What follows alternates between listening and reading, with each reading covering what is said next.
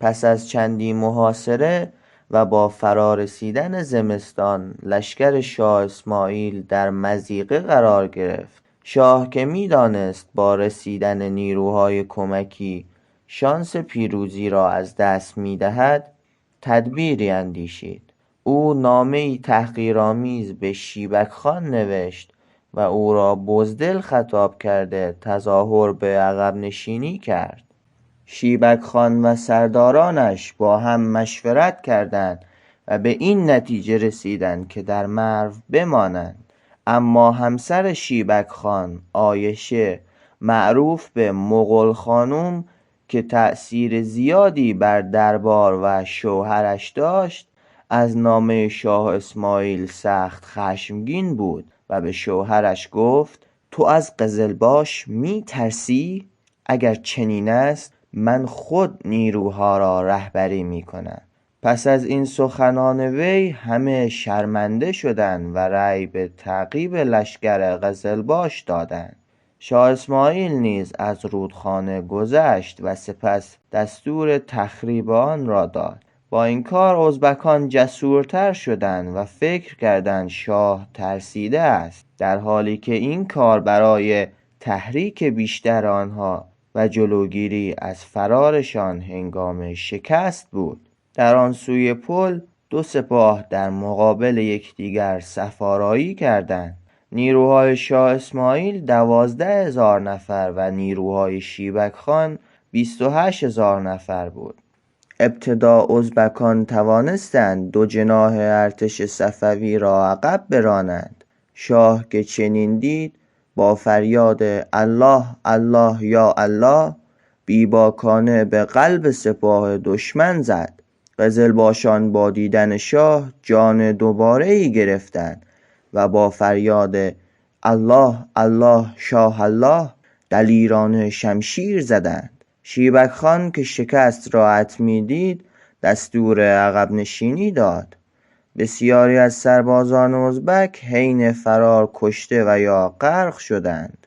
شیبک خان نیز با 500 تن از سربازانش به روستایی در آن نزدیکی پناه برد.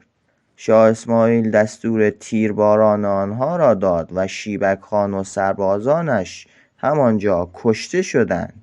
شاه اسماعیل پوست سر شیبک خان را کنده پر از کاه کرد و با نامه‌ای نزد سلطان بایزید دوم در استانبول فرستاد.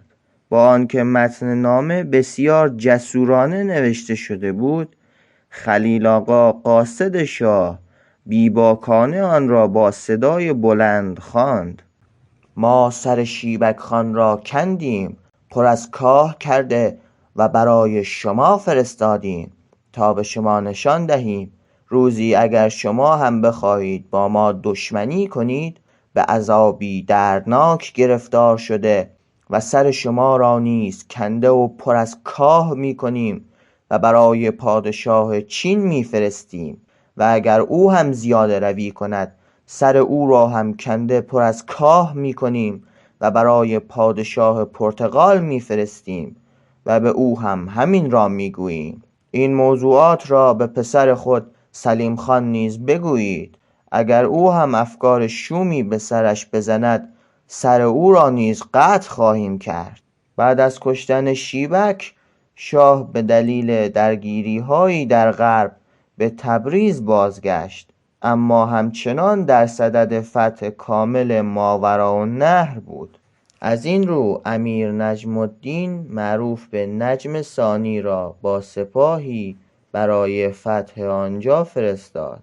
ظهیرالدین محمد بابر مؤسس حکومت تیموریان هند متحد شاه بود و ارتش خود را برای همراهی سپاه قزلباش به حرکت درآورد. امیر نجم الدین دژهای خزاز و قرشی را فتح کرد و در آنجا کشتاری هولناک انجام داد.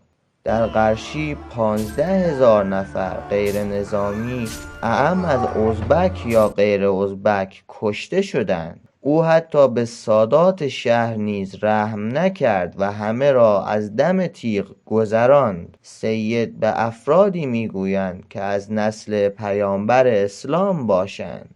بعد از آن سپاه را به سوی قژدوان برد. امیر نجم الدین میخواست دژ قژدوان را محاصره کند، اما کمبود غلات و زمستان مانع این کار شد.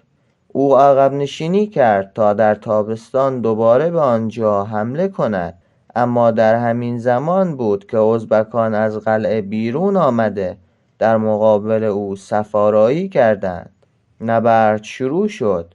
سرداران قزلباش به سبب بیرحمی‌ها و نادانی‌های امیر نجم الدین حمایت لازم را از او به عمل نیاوردند و دو جناح ارتش بعد از مدتی فرار کردند. محمد بابر نیز که اوضاع را آشفته دید، فرار را برقرار ترجیح داد. در این هنگام قلب سپاه به محاصره دشمن درآمد و همگی کشته شدند. امیر نجم الدین نیز به اسارت درآمد و بعد هم با دستور عبیدالله خان کشته شد. بعد از این اتفاق ازبکان دوباره از آمودریا گذشتند و در خراسان مشغول غارت بودند، اما با شنیدن خبر لشکرکشی شاه اسماعیل همگی به سمرقند و بخارا فرار کردند.